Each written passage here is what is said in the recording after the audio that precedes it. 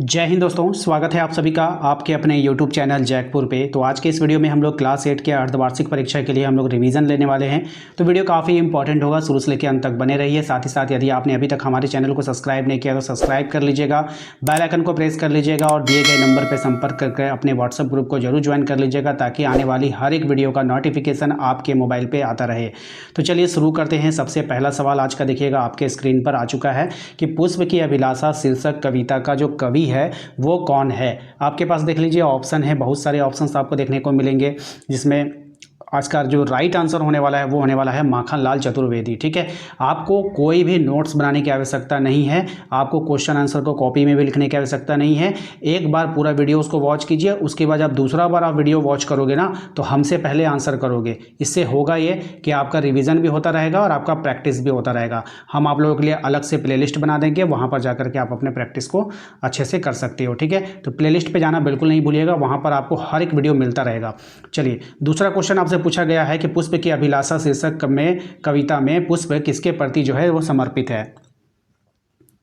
देखिए, इसका right answer हो जाएगा मातृभूमि और वीरों के प्रति जो है वो क्या है, समर्पित है। ठीक है, थोड़ा सा आपको 2-3 सेकंड का समय मिलेगा आपको इतना आंसर करने के लिए। पुष्प क्या नहीं चाहता है आपको बताना है।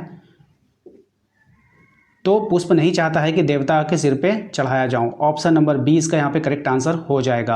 अगले सवाल पे आते हैं। अगला सवाल है क्वेश्चन नंबर 4, कह रहा है कि सुरबाला का समानार्थी शब्द निम्न में से क्या होगा।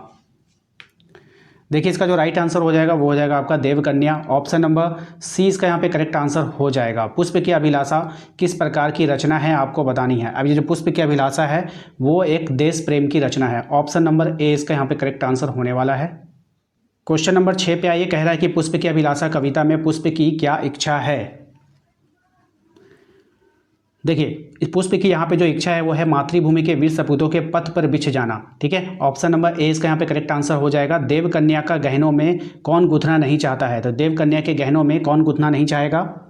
राइट आंसर हो जाएगा आपका यहाँ पे पुष्प। ऑप्शन नंबर यहाँ पे डी हो जाएगा। ठीक है, याद रखिएगा, कौन नहीं गुथना चाहता है, ऑप्शन नंबर डी होगा ये। अगले सवाल पे आते हैं, प्रेमिका को कौन ललचाना नहीं चाहता। सही जवाब हो जाएगा इसका पुष्प। ऑप्शन नंबर 20 का करेक्ट आंसर हो जाएगा। अगले सवाल पे आते हैं। हमारा जो अगला सवाल है वो कह रहा है कि मातृभूमि पर शीश चढ़ाने का क्या अर्थ होता है। तो मातृभूमि पर जो शीश चढ़ाने का अर्थ होता है देश के लिए कुर्बान हो जाना। ऑप्शन नंबर 20 का यहाँ पे करेक्ट आंसर होगा। अगले सवाल पे आइए। हमारा अगला सवाल है कि भाषा मंजरी पाठ्य पुस्तक में माखनलाल चतुर्वेदी के द्वारा रचित पाठ का नाम क्या है। सही जवाब हो जाएगा आपका, बताइए, पुष्प की अभिलाषा। ऑप्शन नंबर ए हो जाएगा।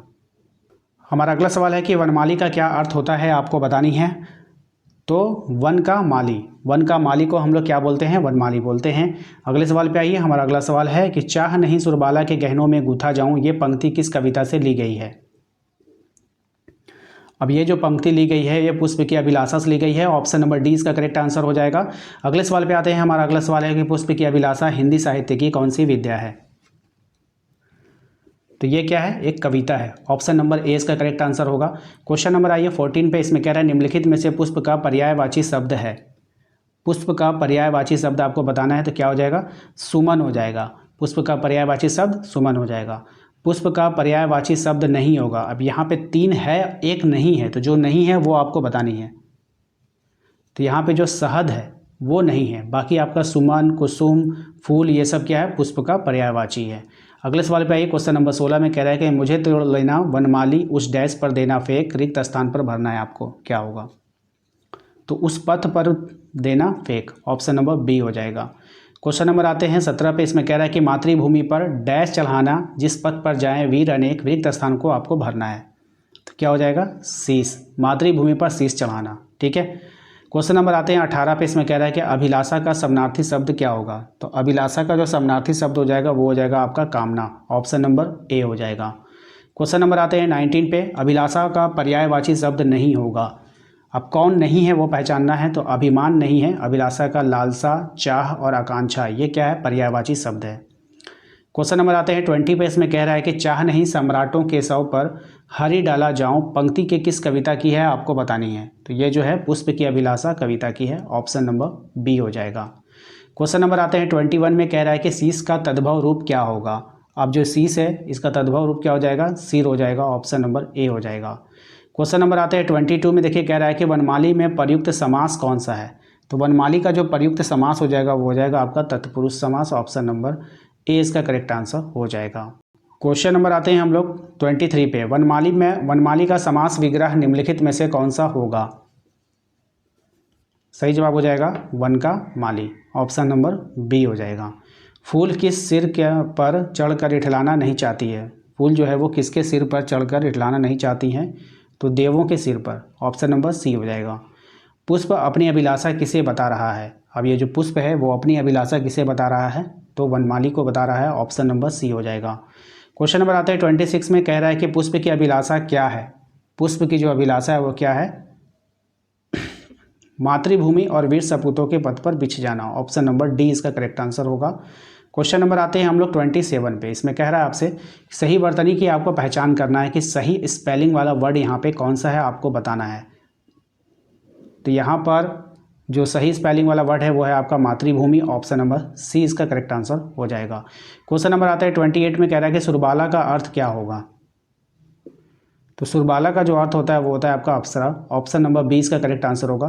क्वेश्चन नंबर आता है 29 में, जैसे फलों का राजा आम है, जंगल का राजा शेर है, उसी तरह फूलों का राजा क्या होगा? तो गुलाब। ऑप्शन नंबर बी इसका यहाँ पे करेक्ट आंसर होगा। क्वेश्चन नंबर आते हैं हम लोग 30 पे। क्वेश्चन नंबर 30 में देखिए कहा गया है आपसे कि मुझे तोड़ लेना वनमाली, मुझे तोड़ लेना वनमाली वाक्य में मुझे कौन सा सर्वनाम है आपको बतानी है। तो ये जो है पुरुषवाचक सर्वनाम उत्तम पुरुषवाचक हो जाएगा। ठीक है, ऑप्शन नंबर ए इसका यहाँ पे करेक्ट आंसर हो जाएगा। तो आशा करते हैं कि आप लोगों को आज का ये वीडियो पसंद आया होगा। वीडियो अच्छा लगा है और क्लास पसंद आया है तो वीडियो को लाइक करना बिल्कुल भी ना भूलें, शेयर कर दें सभी दोस्तों के साथ, और चैनल को सब्सक्राइब नहीं किए हैं तो सब्सक्राइब कर लेना है ताकि आने वाली हर एक वीडियो का नोटिफिकेशन आपके मोबाइल पे जाता रहे।